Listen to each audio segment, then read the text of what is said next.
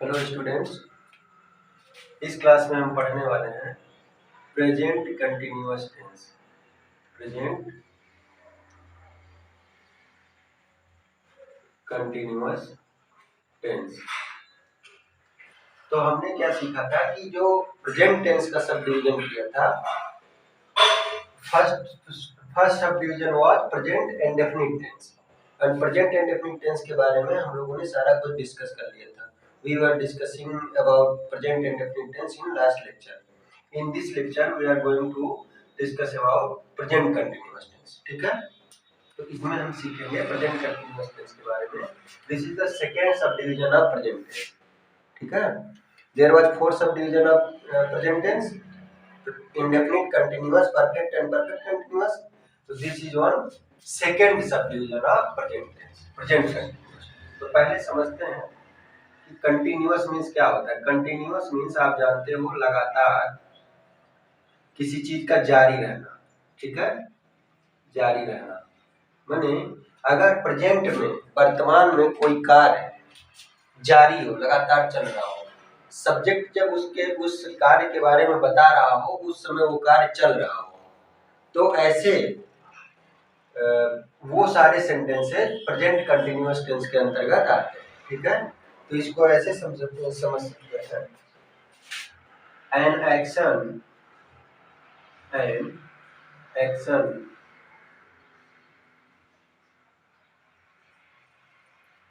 that continuous at the time of speaking. An action that continues at the time of speaking. एक कार्य जब बोला जा रहा है उसके बारे में, उस समय भी वो चल रहा। ठीक है, तो वहां पे क्या होता है, comes under present continuous tense.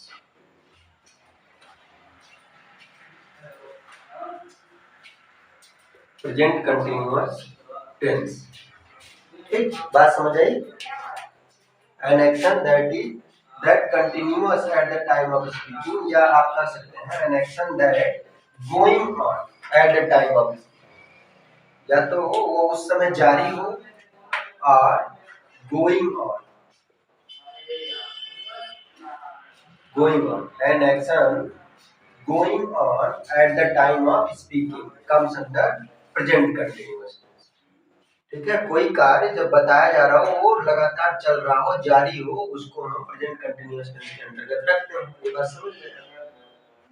जैसे मैं इंग्लिश पढ़ रहा हूँ, तो यहाँ पे पढ़ने का काम जारी है जब सब्जेक्ट कार्य को कर रहा है और उसी समय बोल रहा है, तो कार्य का जारी होने का बोध हो रहा है, वहां पे प्रेजेंट कंटिन्यूअस टेंस होता है। यहाँ पे थोड़ा और आसान अगर हम सीखें, और आसान भाषा में कहें, तो यदि किसी सेंटेंस के अंत में रहा है, रही है, रहे हैं, रहा हूं आदि शब्द आए, तो वहां पे आदि शब्द आए तथा कार्य के जारी रहने का बोध, कार्य के जारी रहने का बोध हो, तो वहां पे प्रेजेंट कंटिन्यूअस टेंस होता है। ठीक है, मैंने जैसे वह जा रहा है, वह दिल्ली में रह रहा है, वह खाना खा रहा है, वह प्रतियोगी परीक्षाओं की तैयारी कर रहा है, तो सब में देखो रहा है, रही है, रहे हैं, रहा हूं, इस तरीके के वर्ड आए या फिर कार्य के जारी रहने का बोध हो, तो वहां पे प्रेजेंट कंटिन्यूअस टेंस होता है। ठीक है, आपको क्या समझ आया। An action going on at the time of speaking comes under present continuous tense. एक बात ये समझ आया कि भाई प्रेजेंट कंटिन्यूअस में कौन से एक्शन आते हैं। दूसरी बात आप देखो कि कुछ इवेंट ऐसे होते हैं, some events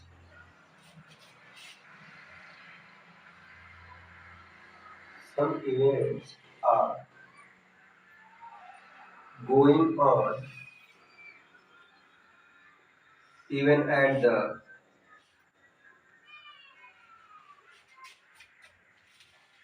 time of speaking, but we can't see, but we cannot see them। उन्हें कुछ एक्शन काम जब बातचीत हो रही है, प्रेजेंट में चल रहे हैं, लेकिन उनको हम देख नहीं सकते। इस तरीके के इवेंट भी इसी में आते हैं, ठीक है। This type of event come to under present continuous tense. इस तरीके के इवेंट भी प्रेजेंट कंटिन्यूअस टेंस में आते हैं। जैसे इसका एग्जांपल देख लीजिए कि coastal areas are getting submerged, getting submerged. Coastal areas are getting submerged मतलब तटीय इलाके डूब रहे हैं। तो ये काम लगातार हो रहा है, ठीक है। तो ऐसे वर्क, ऐसे इवेंट जो हो रहे हैं लेकिन हमें दिखते नहीं, वो भी किसमें आते हैं? Present continuous tense. समझ गए आप? इस तरह के जैसे पॉपुलेशन, अगर दूसरा एग्जांपल आप देखो, पॉपुलेशन इज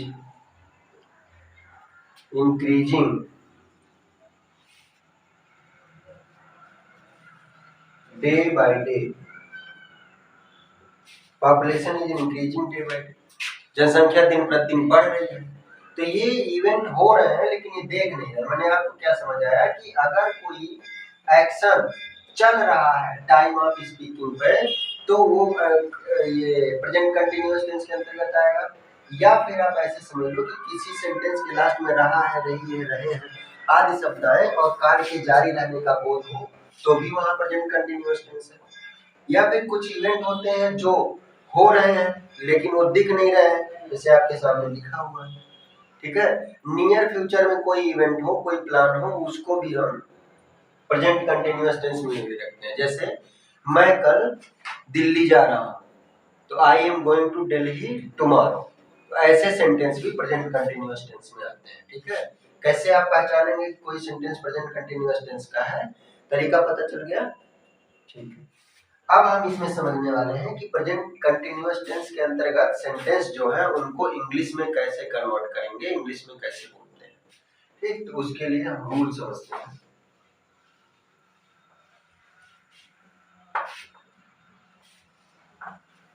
रूल समझते हैं। अगर इस टेंस का वाक्य, इसमें भी जैसे आपने प्रेजेंट इंडेफिनिट में सीखा कि भाई अफर्मेटिव सेंटेंस है, नेगेटिव सेंटेंस है, इंटरोगेटिव सेंटेंस है, ऐसे इसमें भी होंगे। अगर इसमें प्रेजेंट कंटिन्यूअस टेंस में कोई अफर्मेटिव सेंटेंस है,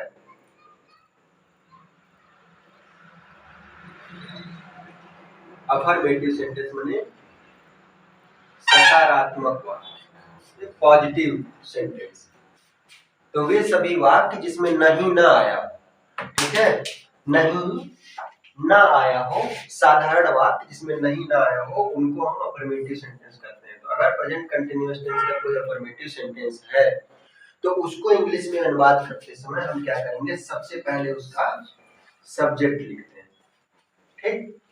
सब्जेक्ट के बाद इस टेंस का हेल्पिंग वर्ब इज, एम और आर में से कोई एक सब्जेक्ट के अकॉर्डिंग लिखते हैं।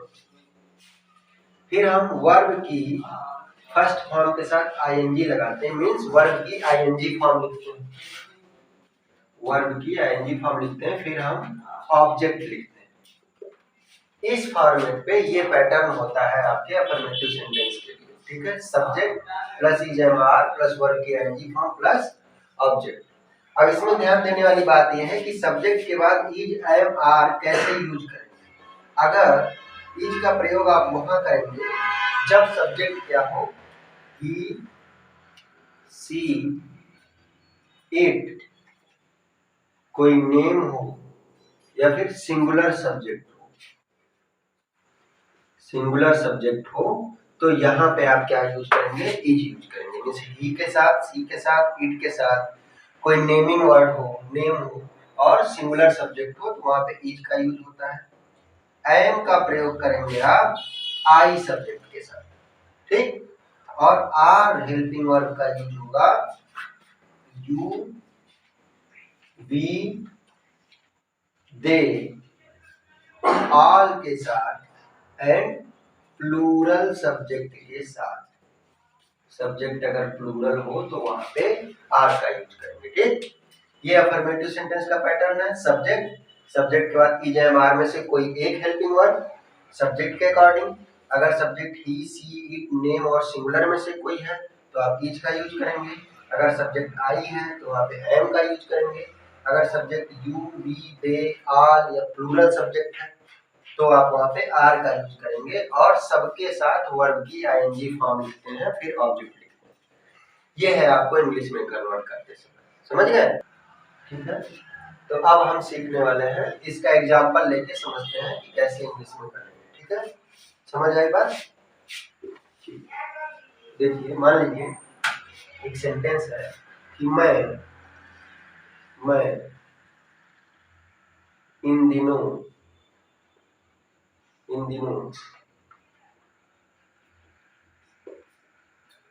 प्रतियोगी परीक्षाओं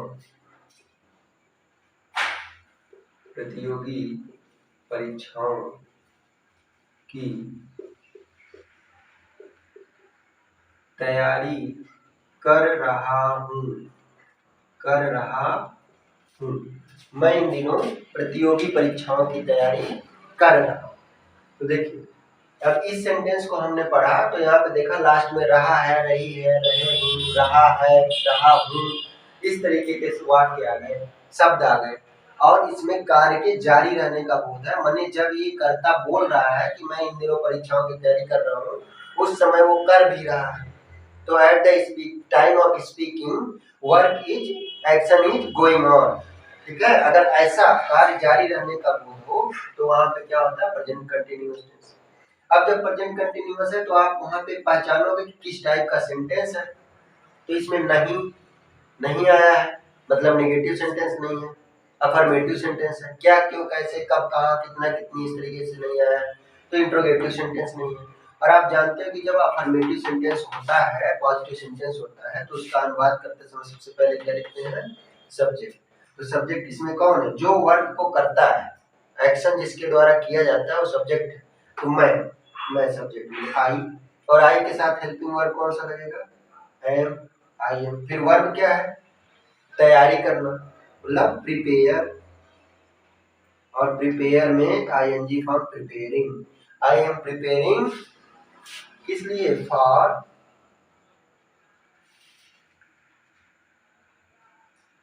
competitive exams nowadays. मैं इन दिनों प्रतियोगी परीक्षाओं की तैयारी कर रहा हूँ। बात समझ आई? जैसे अगर आपके पास सेंटेंस हो कि सोहन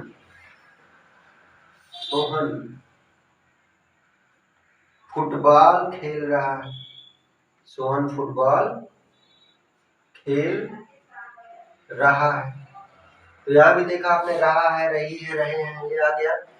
कार्य के जारी रहने का बोध हो रहा है, मतलब eight the time of speaking action is going on.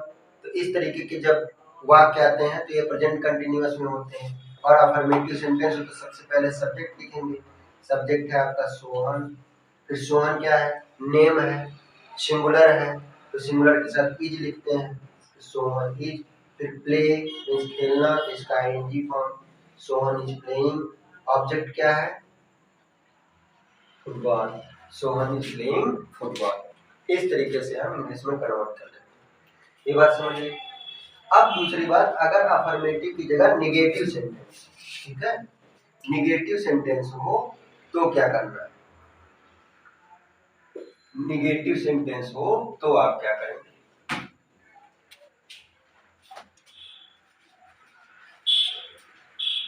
Negative sentence हो मीन्स नकारात्मक वाक्य, ऐसे वाक्य जिसमें नहीं आया, ठीक है, जिसमें नहीं आया हो, किसी चीज के लिए मना किया जा रहा है, रोका जा रहा है, नहीं शब्द का यूज हुआ हो, तो उन सेंटेंसेस को हम नकारात्मक वाक्य कहते हैं। और नकारात्मक वाक्य का नेगेटिव सेंटेंस का अनुवाद करते समय सब कुछ ऐसे ही रहेगा, बस हेल्पिंग वर्ब के बाद आपको नॉट लगा देना है।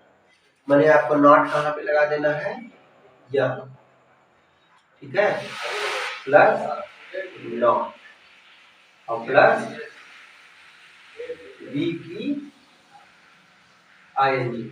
ठीक, नॉट लगा दोगे बस निगेटिव में कन्वर्ट करो। नॉट कहाँ लगेगा? हमेशा हेल्पिंग वर्ब के बाद लगेगा।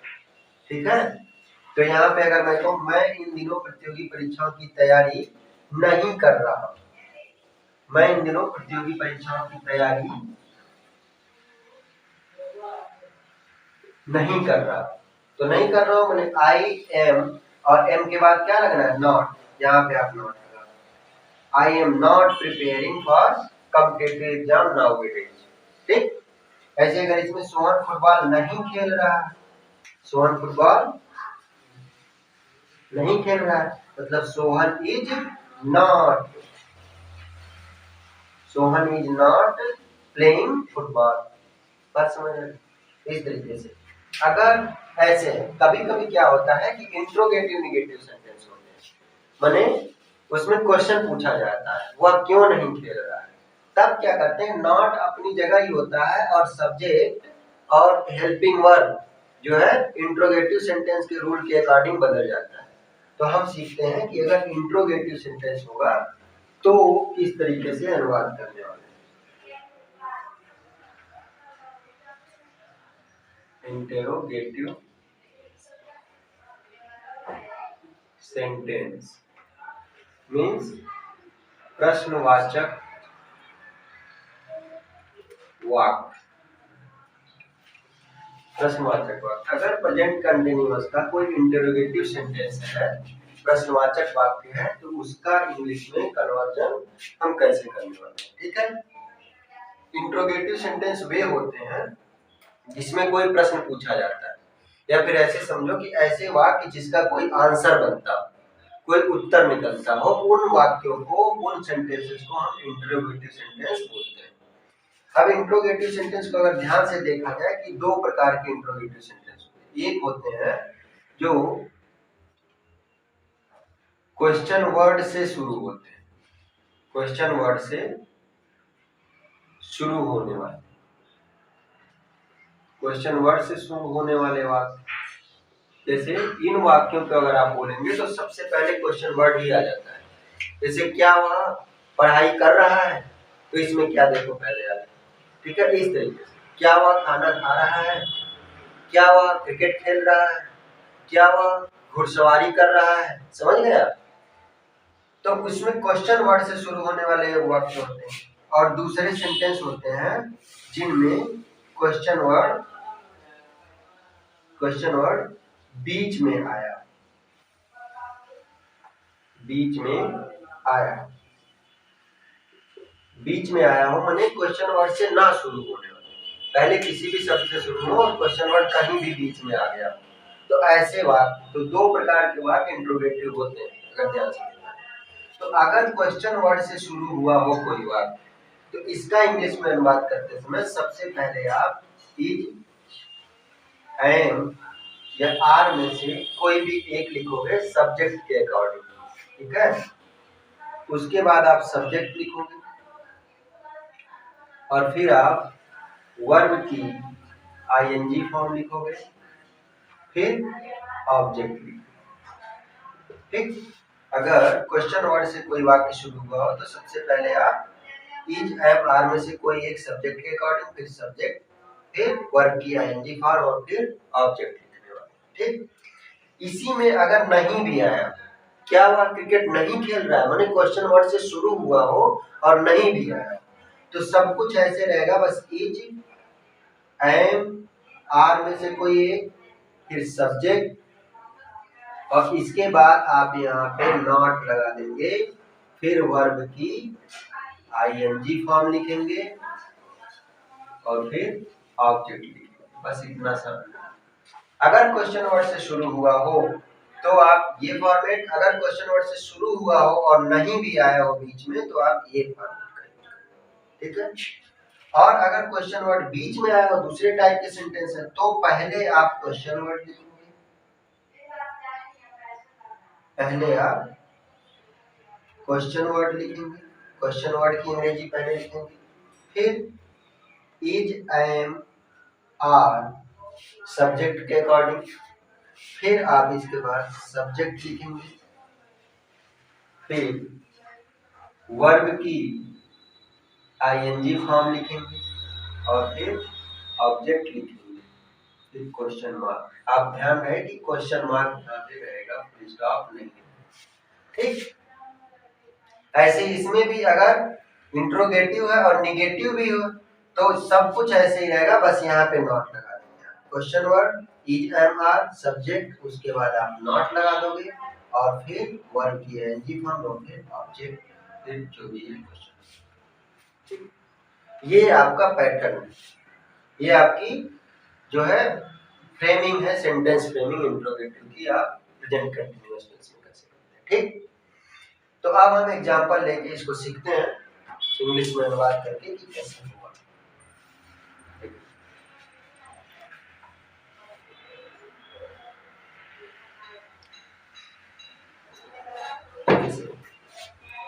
क्या रोहन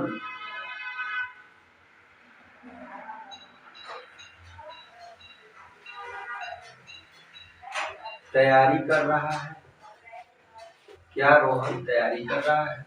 आपने इस सेंटेंस को देखा, कंटीन्यूअस सेंटेंस और इंट्रोगेटिव है। इंट्रोगेटिव में क्वेश्चन वर्ड पहले आ गया है, जब क्वेश्चन वर्ड पहले आ गया है तो इज एमआर में से कोई एक सब्जेक्ट के अकॉर्डिंग। सब्जेक्ट क्या है? रोहन। रोहन सिंगुलर है और सिंगुलर के साथ क्या लिखते हैं? इज। इज के बाद फिर subject Rohan, is Rohan preparing. ठीक, क्या रोहन तैयारी कर रहा है? या फिर दूसरा है, क्या वे मैदान में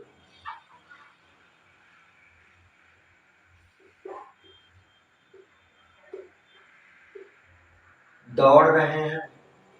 तो ये भी क्वेश्चन इंट्रोगेटिव सेंटेंस है और क्वेश्चन वर्ड पहले आया है, तो क्वेश्चन वर्ड पहले आया है माने इज एमआर में से कोई एक, यहाँ पे सब्जेक्ट है वे और दे के साथ आर लगता है, इसलिए सबसे पहले हम लिखेंगे आर, फिर subject are they. Verb, verb क्या है? दौड़ना, रन के साथ ING form, running. Are they running, कहाँ पे? इन द ग्राउंड या फील्ड। समझ गया? इस तरीके से आप देखोगे तो इंट्रोगेटिव में वे वाक्य आपने बनाने सीख लिए जो क्या से शुरू हो, क्वेश्चन वर्ड से शुरू हो। ठीक, अब दूसरे तरीके के सेंटेंस होते हैं जिसमें क्वेश्चन वर्ड बीच में आया होता है, क्वेश्चन वर्ड बीच में आया होता है, जैसे वह प्रतियोगी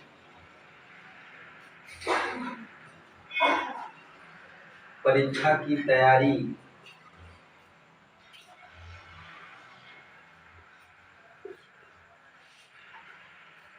क्यों कर रहा है? ठीक है, वह प्रतियोगी परीक्षा की तैयारी क्यों कर रहा है? तो रहा है, रही है, रहे आ गया, आप समझ गए प्रेजेंट कंटीन्यूअस टेंस।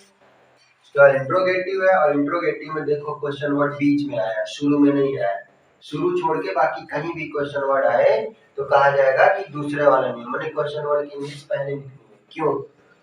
क्योंकि इंग्लिश पाई इज एम आर में से कोई एक, यहाँ पे सब्जेक्ट वह है और वह के साथ इज लगता है, इसका मतलब इज। वाई इज ही, फिर वर्ब की ING form, why is he preparing for competitive exam. Competitive exam, वह परीक्षा की तैयारी क्यों कर रहा है? बात समझ आई? तो इस तरीके से आपको समझ गए कि इंट्रोगेटिव सेंटेंस में इंग्लिश में अनुवाद कैसे करेंगे, हमने उसका रूल सीख लिया। ठीक है, प्रेजेंट कंटीन्यूअस टेंस को सीख लिया। इसमें बस इंट्रोगेटिव निगेटिव होगा तो जो फार्मूला बताया था आप उस जगह नॉट लगा दीजिएगा, तो ये आपका प्रेजेंट कंटीन्यूअस टेंस यहाँ पे कवर हो जाता है। अब हम लोग अगले क्लास में बाकी के टेंस पढ़ेंगे। धन्यवाद।